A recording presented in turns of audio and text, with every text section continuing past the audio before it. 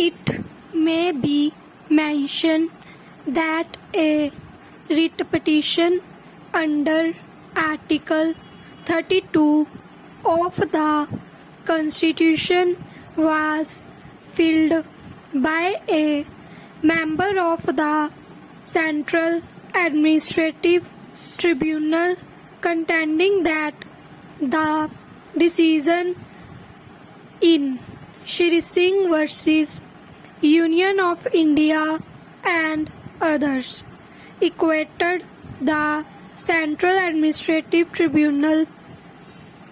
with the High Court and therefore its chairman should be equated with the Chief Justice of a High Court and the Vice Chairman and members must be equated with the sitting judges of the High Court in all respects. It was also contended that while the Vice Chairman have been equated with sitting judges of the High Court, the members have not been so equated in their pay and other conditions of service, and that a distinction was made in the conditions of service, particularly the pay and age of superannuation between the Vice Chairman and the members, which was arbitrary, as a result of which the members also should be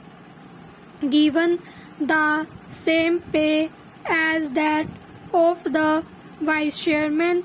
and their age of superannuation should also be the same, 65 years, as that of the Vice Chairman. On interpretation of Article of the Constitution, this court took the view the administrative tribunals constituted thereunder are distinct from the High Court and dismissed the writ petition. Next para. The Administrative Tribunal Act came to be amended by the Administrative Tribunals Act. By the said amendment, the post of Vice Chairman in the Administrative Tribunal is abolished. A new provision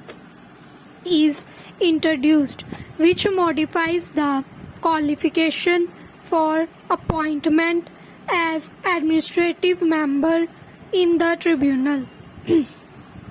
Inserted in the main act, which provides that the conditions of services of the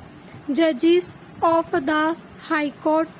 would be applicable only to the members appointed after February. The newly inserted restricts the total terms of the members of the administrative tribunals to 10 years, though by the said amendment the age of superannuation for a members is raised from 62 to 65 years. Further postulates consideration of a case of a member for reappointment by selection committee after of the Administrative Tribunals Act is amended and power is conferred on the appropriate government to designate a vice chairman for the purpose of performing certain duties and functions of the chairman. Next para. The case of the petitioner is that the post of vice chairman was in existence in the administrative tribunals since its inception,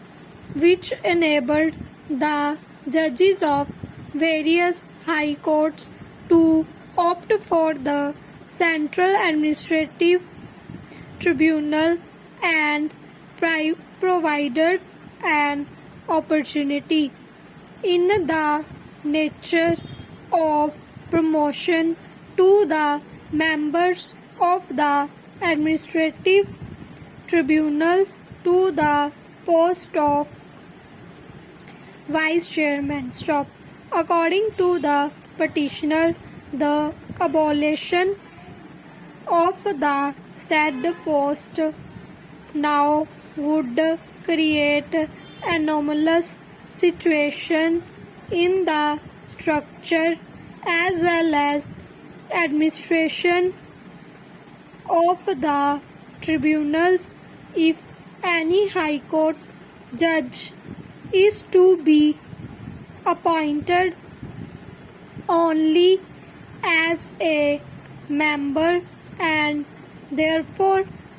the abolition of the post of the vice chairman is unconstitutional.